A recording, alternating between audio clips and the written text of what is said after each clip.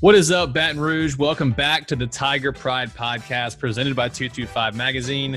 You can't see us quite yet if you're watching on YouTube, but I'm Mark Clements here as always with Jarrett Roser of TigerDetails.com. It is Halloween week, so we wanted to put on some, some garb we found around the house a little bit and dress up for our Halloween outfits. So we're going to have the big reveal. We don't know what each other is dressed at. So Jarrett, I'm going to give us a little countdown before we get into the pod.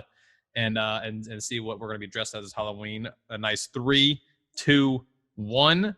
Start this up. Are you the dude from Big Lebowski? That's what everyone. So I'm not supposed to be, but it kind of works that way. So you're obviously Tiger King. Oh, I know what you are. You're like the Thor when he's drunk. There it is. Yeah, the fat Thor. So when I first put this on, I was supposed to be fat Thor, and then I put it on and looked in the mirror, and I'm like, I look just like the dude. Like it's So I really can rock it both ways, honestly. You don't do yourself any favors when you have a white Russian. Well, that's why I poured that only because I thought you were gonna guess the dude, and I figured this this just completes it. So here we go. There's a dude. If you want fat Thor, I need like a can of Coke or something, or pizza, whatever he's carrying around, and lean back and just not give any Fs. I actually looked into a potential fat Thor Halloween vibe at one point. I haven't seen like any of those movies, but I was informed about fat Thor, and I feel like it's a vibe, dude. I feel like the quarantine and aftermath of quarantine of 2020 has presented me with a prime opportunity to lean into such a costume. What is this? What is this mustache? That's like this is quality right there. Yeah, it's the second time in 5 games for LSU that I've now worn a mustache over my actual mustache. I'm honestly impressed that you just kind of pieced this together because it looks, it's pretty legit. Yeah, I'd mentioned I thought about doing something for the Missouri game and held off because I thought it'd be more fitting for Auburn because I thought at that point Tiger King between the two SEC Tigers was going to make sense for the winner of LSU and Auburn to be considered the Tiger King for the league this year. Did not foresee at that point LSU losing to Missouri and Mizzou to have a claim to that title. Tiger Throne, yeah. And Mizzou playing the Carol Baskin heartbreaker, huh? Well, if you aren't watching on YouTube, be sure to get over there and at least check it out, or get on the Twitter because I will probably assuredly be tweeting out a screen grab from this little pot. Yeah, looks good. My hair is a lot longer than I thought it was, dude. I don't wear it down very often. That's your real hair. It's not real hair, yeah. It's usually I usually just don't wear it down because it's too damn hot. And this big sweater thing's hot, but it'll actually feel pretty good Saturday because the weather's supposed to drop a little bit. On to football. LSU beat South Carolina 52-24 to improve to 2-2 on the season. And we'll get into all the ins and outs of the game, but the story of the game was TJ Finley and how well he performed. I think exceeded just about every expectation that at least those outside the program had for him. He finished 17 of 21 for 265 yards, 2 touchdowns. He had the 1 INT, which is probably honestly the only poor throw he had all day. And he looked comfortable. He looked calm, super level-headed. He said all the right things after the game when we talked to him. I guess just when you saw that, were you surprised at how well he performed and kind of what were the things you saw on the field that stood out to you the most? You mentioned that you think pretty much everyone outside the program had their expectations exceeded, was pleasantly surprised. I don't know that many people in the program thought he was going to go out there and have that type of day. I think there's certainly a lot of confidence in TJ. He's always been a kid with a big arm and a lot of confidence and ready to go out there and compete against anyone that you line up across from him. But to see the way he's matured in the last few years, both as a young man and as a passer, and to see his comfort level out there from that standpoint, his poise and his confidence, as well as he and O and everyone talked a lot about how much his weight loss and the ability to be a little bit more quick when necessary of foot, whether that be moving around the pocket or picking up some big running yards, I thought was really big. And I mean, even that interception, it looked like some miscommunication with him and the wide receiver. He went back shoulder, the receiver kept going, and it was just easy money for Izzy Mukwamu at that point. But I didn't think was, I mean, some of those things will happen, particularly to a freshman quarterback, and he goes out there and helps make the tackle to save a touchdown and comes right back out and gets to work. So I thought a great performance that exceeded just about any realistic expectations for a true freshman quarterback playing an SEC game. I mean, he was throwing some ropes and they were on the money. You mentioned moving around, using his feet. I remember a play that I think to Dre Jenkins where he had to roll out to his right and just he hummed that. Dre kind of came back and it was, I mean, on the money, great route by Dre to come back and help his quarterback and a great throw. He had several of those. I mean, he was dropping dimes and, obviously, well, first of all, I thought Ensminger called a great game to kind of get him settled. That 16 play drive that wound up in 7 points to open the game and get him kind of settled, get their running game established, which we'll also get to. They were fantastic in the O-line. Ed Ingram was great to have back in there.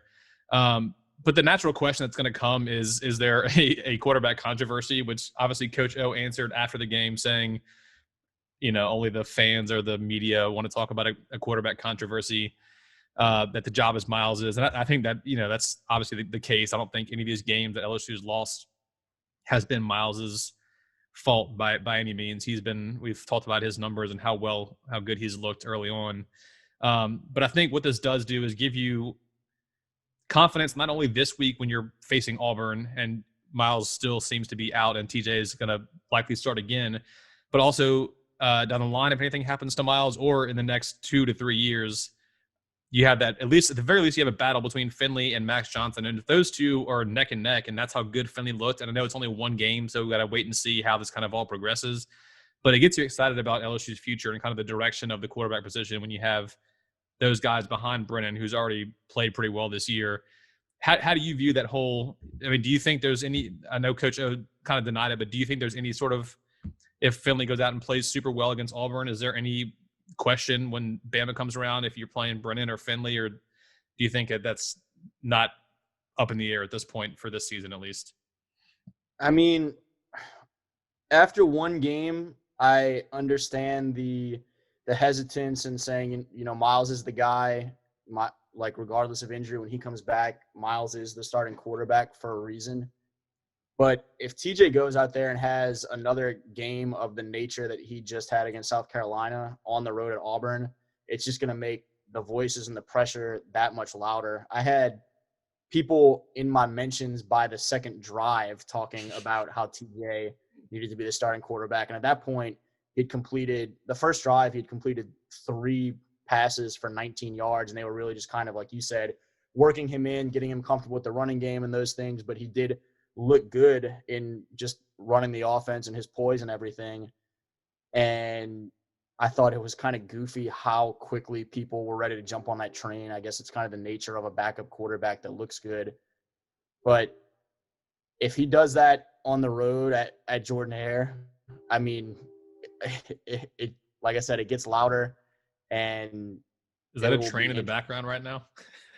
Yeah, I came at the perfect time when you said jump on that train.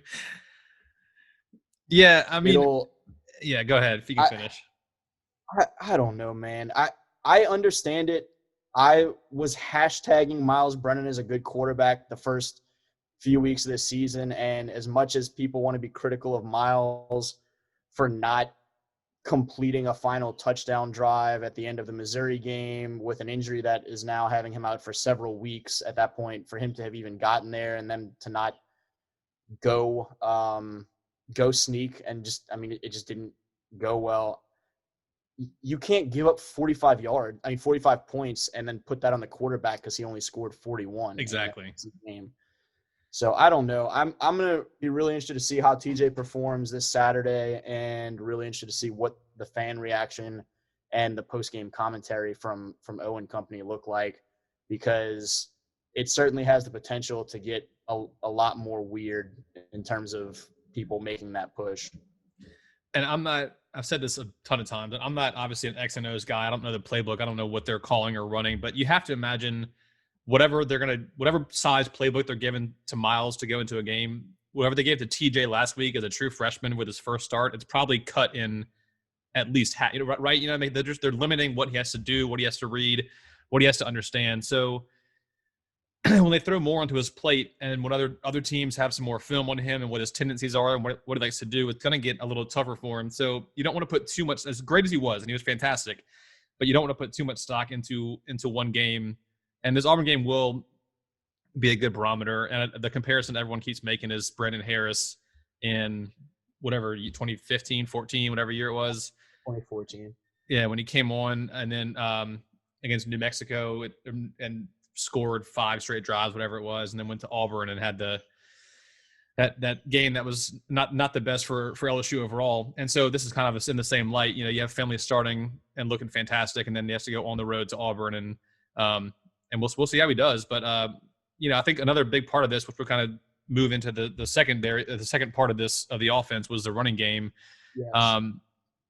And Ty Davis Price led the game with 135 yards, but Emery was kind of the workhorse in the first half. He finished the day with 18 carries, 88 yards, and a touchdown.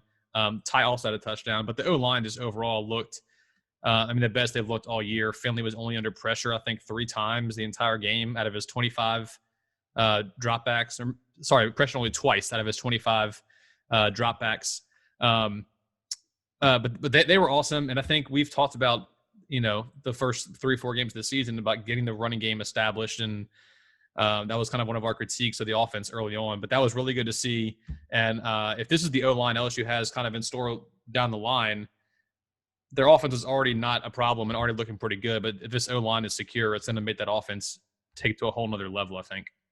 And I think these are key pieces of that quarterback conversation as well, in that TJ probably had the best offensive line performance of the season thus far for LSU to help both in terms of protection and of the ability to establish the running game, which then in turn helps the quarterback.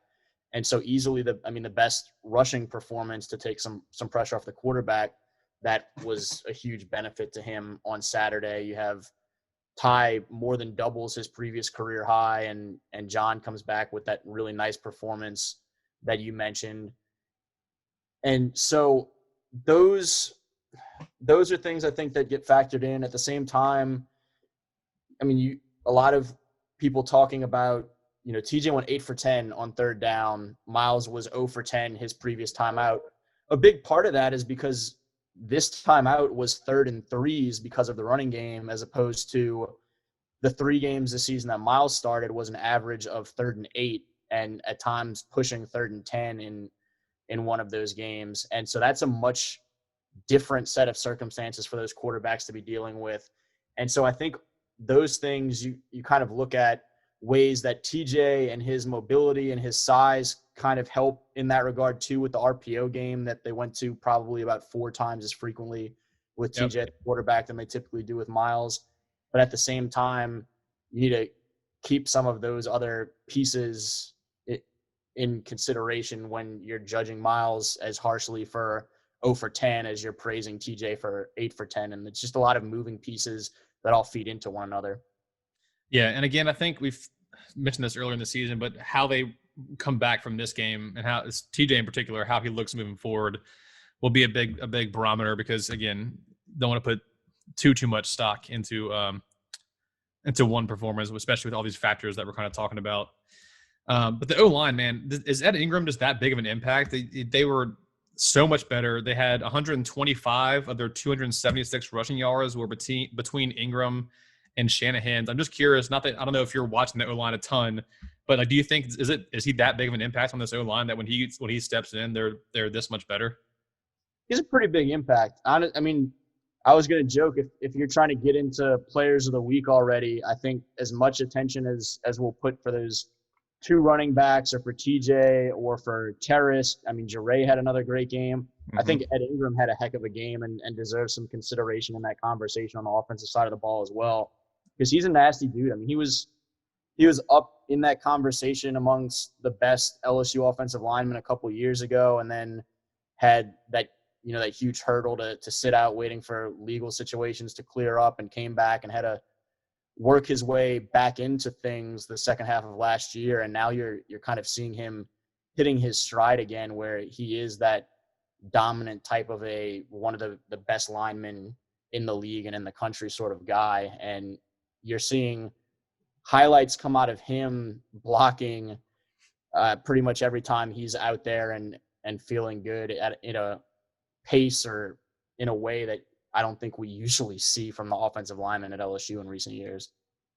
Yeah, you mentioned offensive players of the week. I think Jure was from Pro Football Focus. I think he was the highest rated receiver LSU had. He was 3 catches, 76 yards. And then, of course, Terrace finds the end zone 2 more times. That's just what the dude does. 6 catches, 88 yards, 2 more touchdowns. I think he's had touchdowns in each of his last, 7 games? And he's had more than 1 TD in 6 of those 7. I mean, is first round pick, huh? I mean, easy first round pick when he pieces out. Yeah, he's continued to improve his route running on top of everything else that he brings to the table. And he's a guy that people forget how highly touted of a recruit he was coming out of high school because of some of his setbacks and being a little slowed coming back from that injury from senior year of high school. And then right when he's starting to get back to himself last year, he ends up having an injury and missing a chunk in the middle of last season, and ends up becoming kind of in the shadows of that great year that Jets and Jamar were having in a lot of ways, because they just kind of kept rolling while he was out. But he's always been that ridiculously talented of a pass catcher and has continued to work his tail off to get better at a lot of the finer details of it. And so, yeah, I think he's very much in the conversation for a potential first-round pick this year. And so with everything that got talked about with the LSU's first-round talent in 2020, you could end up with a pair of wide receivers at least in that first round for 2021. I forget who it was, but I heard someone recently compare him to Brandon Marshall. It's an NFL receiver, just like a big body, quick enough, and strong. When he adds a few pounds in the NFL, I see that as a fair comparison. But he just seems like a guy who does everything so cleanly, and so just the fundamentals all just look clean and correct, that I think he'll be in the NFL for a long time. You've seen him do a little bit of all of it already this year. He has a one-handed touchdown catch in the end zone. He'll go up over guys. One of his touchdowns this week, he catches over the middle, bounces off a guy, and then is off to the races. I mean, you've seen him find his way open in a variety of ways, make tough contested catches in a variety of ways, and just kind of show you how rounded out his skill set has become. He has some sneaky speed for being a 6 foot, whatever he is, 6'4" guy. I mean, he's got some wheels to him. What was funny is I was noting some of the so I wanted to give myself a pat on the back, because I said there was going to be, what I actually called was a Derek Stingley punt return touchdown. What actually ended up happening was a Trey Palmer kickoff return touchdown. So I was close to some wacky stuff. We both gave the shout out to Zach Von Rosenberg for gonna have a big impact on this one. Chabola didn't see the field for punts, at least. He fielded those snaps and got those balls down on the kick with expert precision and confidence, though. Oh, did he ever? Did he ever? First week in, I forget the number. First time in, I think, ever that LSU and the Saints did not punt on the same weekend, or even in the same season, I believe. So that was cool. Trey Palmer ends the 39-year drought of an LSU player returning a kickoff for a touchdown in Tiger Stadium. The last one to do it was Eric Martin, 1981. And per Todd Polite's LSU stat guru, it's been 14,252 days since that happened. That's 260 home games. LSU's fielded 679 kickoffs since the last one. So quite a while, but that was really cool to see. We saw Trey. He tried to go after another one that he fair caught and didn't realize he did at one point in that game. He was so eager to double down on it. But he's got that in him, dude. We saw it last year he had the only punt return touchdown for LSU last year. And this one doesn't start off great. He kind of muffs it, drops it a little bit on the ground, and then he picks it up and it was funny because the announcer even said something about, like, I forget the exact wording. He's like, oh, he's got no momentum because he drops it. He's not speeding up. And all of a sudden he's out like a rocket, kind of just weaving up his way down the field. That was awesome to see from Trey. He was a guy that we've talked about all the potential he has and this skill set. And, when they're dishing the ball to all these different receivers, Trey hasn't had a ton of that action in the receiving game, but to have his impact at kickoff is a nice little threat that LSU now has in their arsenal. That was fun to watch. Very dynamic athlete who, did it all at Kentwood. And you said the announcer said that he didn't have any momentum, but sort of like talking about the team needing to create its own energy in a quiet stadium. Trey just snaps his fingers and momentum is there. He is that quick to accelerate and be gone with ridiculous speed. Good for him. I was joking before the game, if TJ Finley threw a touchdown to either Trey or Devontae, that we were going to feel Tangipahoa Parish shaking Baton Rouge with their cheers that loud. And I think we may have come close when Trey returned that thing. And it's funny you mentioned the speed. It was obvious, but when you watch the replay and just the camera angle that we have from the replay, they had two guys who, like, when you're watching it, seem to have some pretty good angles on Trey. He just keeps somehow, I don't know how they don't catch him. He's just got that speed on the side. Even 60 yards down the field, he's still putting some distance between him and these guys who seemingly have some decent angles to at least trip him up a little bit. But he had him right where he was wanted impressive. Mark, he had him right where he wanted him. What do you think of the defense? I thought the defense was improved in a matchup that was conducive for them to look better than they have, but that they still have issues that they need to work out because they still gave up 320 yards on 9 explosive plays. I think it ended up being 283 yards allowed on first downs alone, an average of 12 yards a first down. It's going to be problems against teams that are not as positive of a matchup for LSU in terms of just being willing to grind out the run game as much as South Carolina ideally likes to do, and coming off of an LSU 2 weeks of preparation and all of those things. Yeah, my quick review was still not great, but better, ? So, yeah, slightly improved. They still gave up.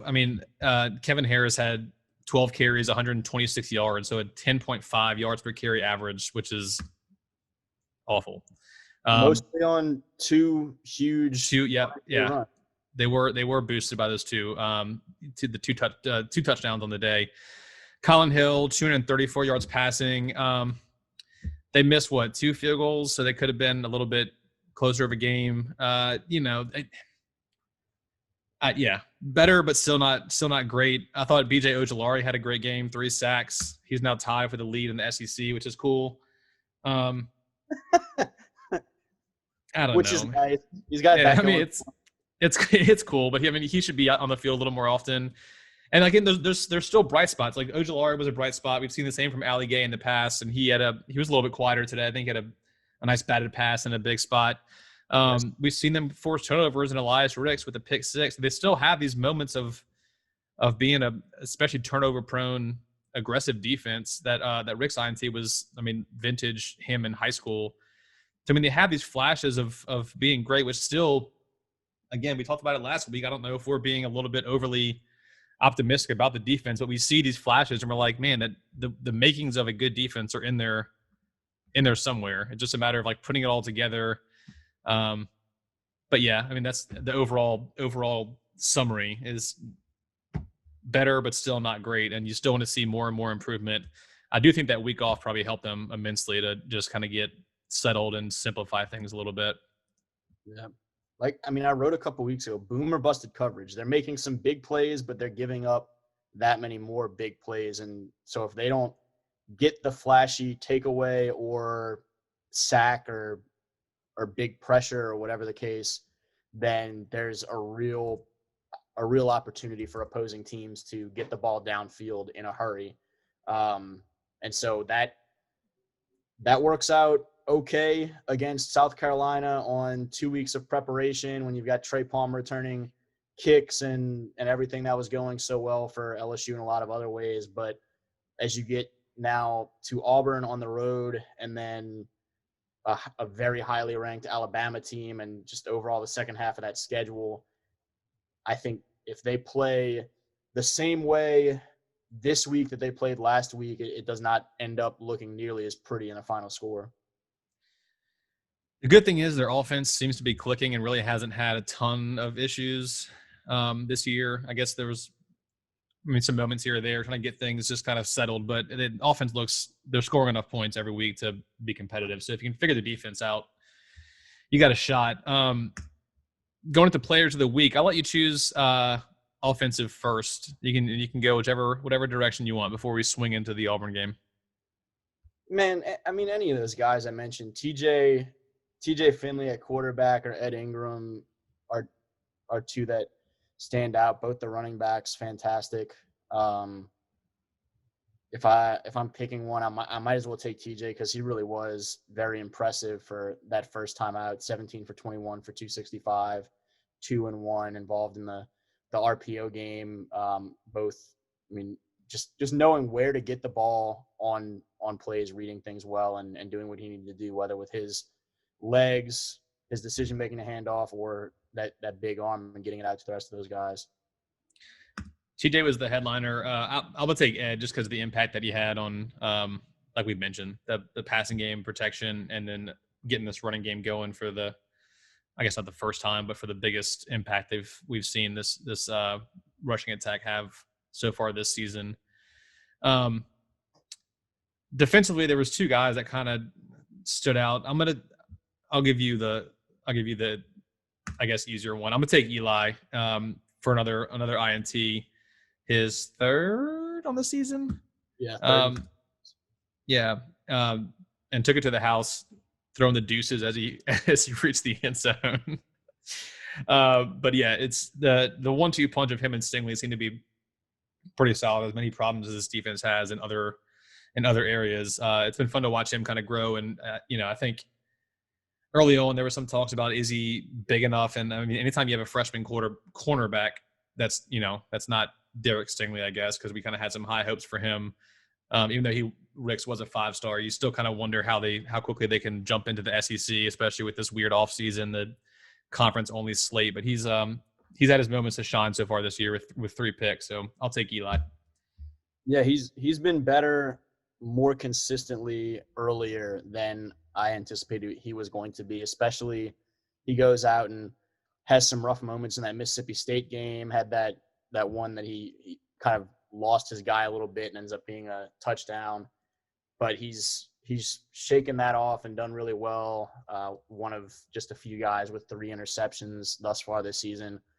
But even if I went first, I was going to go BJ with his big day and the pass rush effort and everything that he brought to the table. And I think you mentioned hopefully seeing more of him moving forward. I think we will see more of him continuing to move forward into these next few weeks and see how he does in a bigger role. And I think ultimately he probably continues to perform at a pretty high level. So now Tiger King, LSU moves into Auburn, going over to Jordan Hare for a 3-2 Auburn team who probably should be 1-4 if it wasn't for some of the breaks they've caught so far this year, including last week against Ole Miss.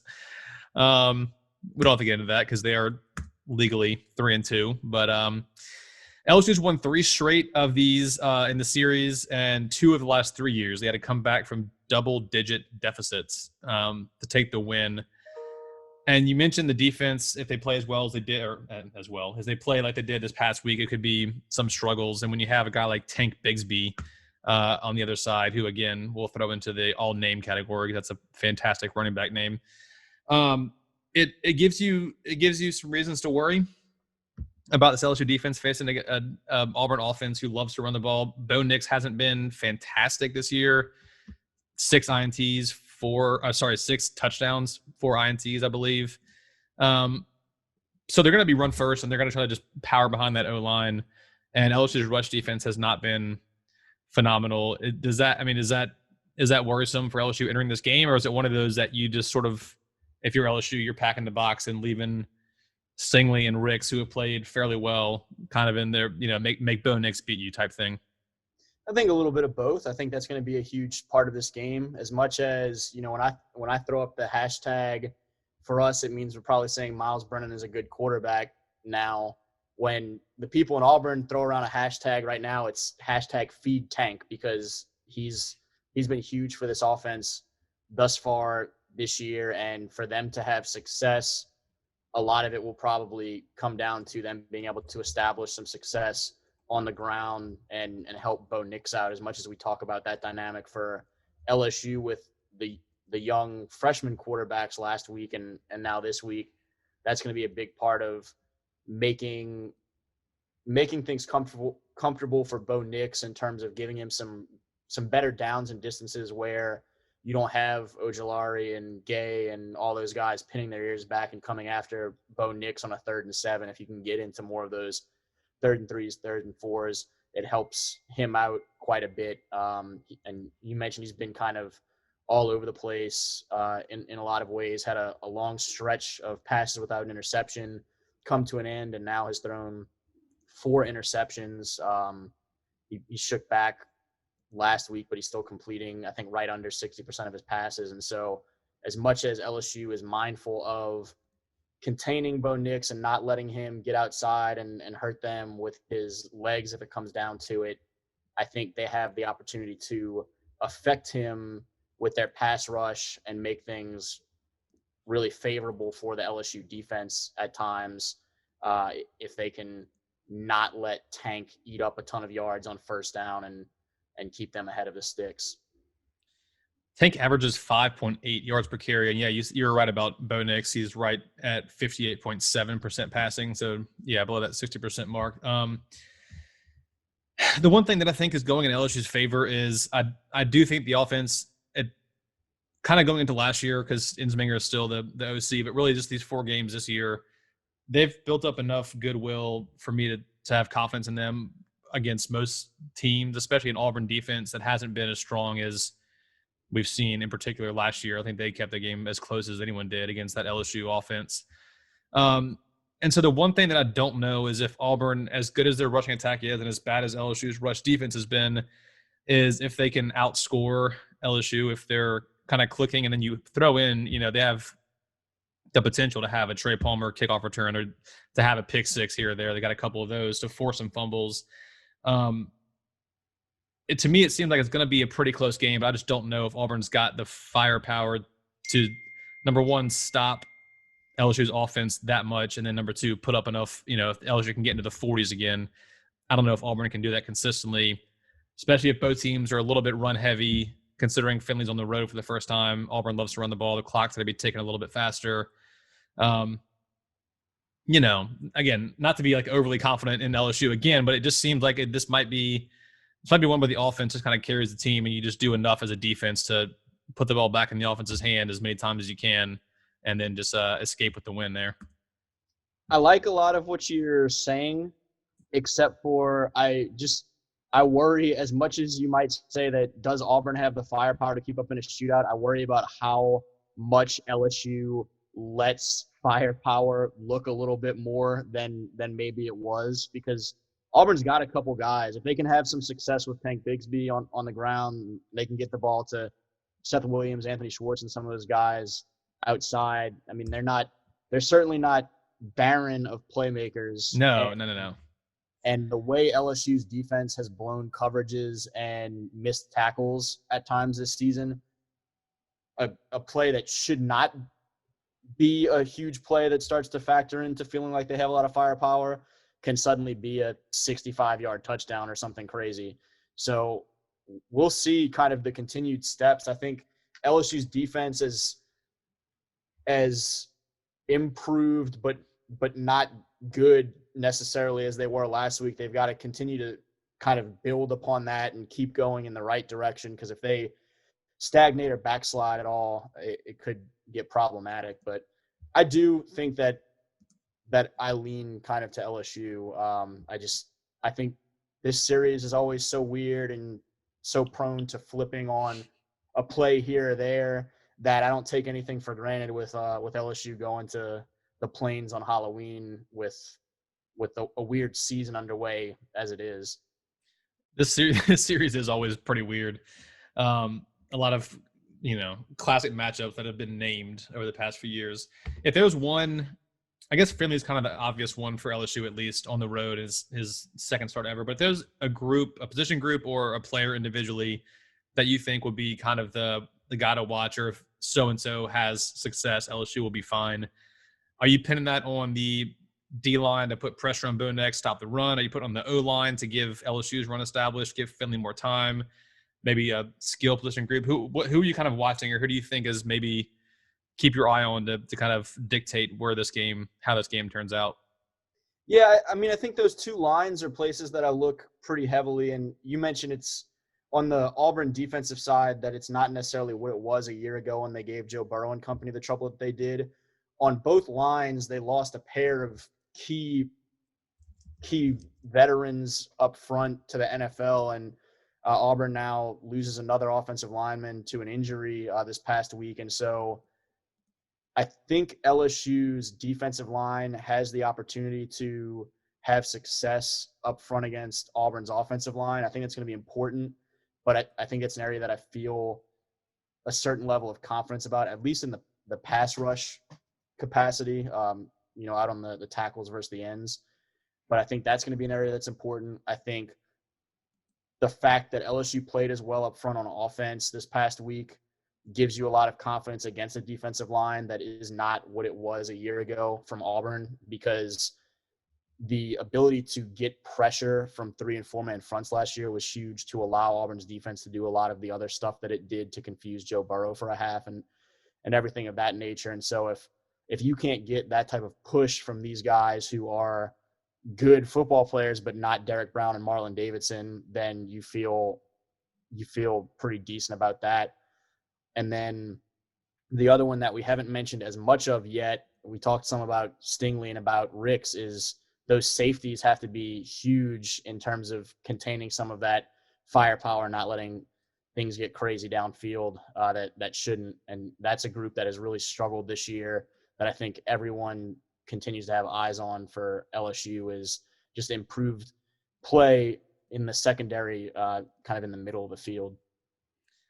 And I guess that just kind of got to bring up one other person, because 2 years ago, the last time this game went to Auburn, Cole Tracy ended up being the deciding factor there. And Cade York has been money so far this year, 21 of 21. 7 of 8, 21 on extra points, 7 of 8 on the season. So, just something to keep an eye on. This one is a 3-point spread at this point, so he could be the guy. How much is it? How many points is a field goal? So that works out. That's interesting. Vegas knows things a lot of times. Vegas knows a lot of things. Keep your eye on Cade York. He's been solid, man. He's been all reliable. He's been better than you on field goals this year for sure. Well, I don't know. Have you seen me kick a 50-something yarder yet? You haven't seen it. You haven't seen it. One of these days. So LSU's favored by 3. I'll let you get your score prediction first. Do you think LSU wins, and do they cover? What's the final score going to be? Jarrett Roser, Tiger King. I have no idea what happened this weekend, honestly. I am Isn't that every LSU Auburn game? I'm leaning toward LSU. I'm giving LSU the benefit of the doubt because of all the reasons I just said. I think that they are that much more likely to have success up front on both sides of the football than last year in some places was the case, and I think that's going to be huge. And so I think that I have, just as you mentioned, enough confidence in the offense to go out there and take care of some business, even with a freshman quarterback, get enough done to outscore Auburn, as long as the defense doesn't botch things that badly, which has been the case a couple times already this season. But I'm kind of giving them that credit to be improved and do better with it this time out. So I will give LSU into the 30s again. I'll say LSU 34, and I'll stick Auburn at Man, It's tough, huh? yeah, they can just give up a touchdown at any time at this point. I'll say 34-30 LSU wins. That's like really close to what I had. I'm gonna say 38-31 LSU. But I think it's gonna feel closer than that. I believe it's gonna be a tight game. We'll see. It's scary season, or what do they call it? Spooky season. Spooky season. Halloween's upon us. Got any Halloween plans, Jarrett? Watch LSU hopefully escape Auburn and go into the bye week with a winning record. And then what? I mean, It's a day game. Then yeah, I've realized how much time I end up investing to a lot of those day games, and how ready to just lay down for a bit after them. Oh, yeah. All of my costumage has been spent on the Tiger Pride podcast, pretty much. Go. I've got some other things in the closet, obviously, but I'll probably just chill around either my house or someone else's, just kind of a small thing. Yeah. My birthday's Friday, so I'm cooking a gumbo up. I turned the big 3-1, so I'm getting old. Cooking a gumbo up Saturday, so I'll probably be, 4 bowls deep into a pot of chicken and sausage gumbo by the time trick-or-treating rolls around. This is your Baskin Robbins year. Just like George Baskin Robbins. Well, that'll do it for this episode of the Tiger Pride podcast. Be sure to follow Jarrett on Twitter at Jarrett Roser and myself at Mark Clements 225. Subscribe to the podcast. Leave us a review if you haven't already. Send us your questions, concerns, comments. TigerDetails.com, and of course all the 225 magazine brands. Facebook.com/225 magazine, Instagram and Twitter at 225 Baton Rouge. Thank you all for listening. The dude abides. What does the Tiger King say? I don't know. I had meant to figure out what he had said when he was doing his campaign. Yeah, I don't know either. I don't remember. Cheers.